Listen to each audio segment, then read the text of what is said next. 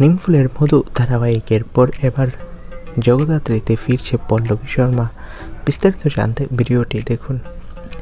জি বাংলার সবচেয়ে জনপ্রিয় পুরনো মেগা ধারাবাহিক জগদ্ধাত্রী, টেলিভিশনের সবচেয়ে পুরনো মেগা সিরিয়াল জগদ্ধাত্রী।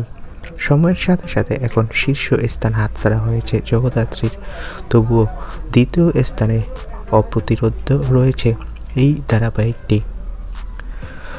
সম্প্রতি পল্লবী শর্মার নিমফুলের মধু ধারাবাহিকটি শেষ হয়েছে।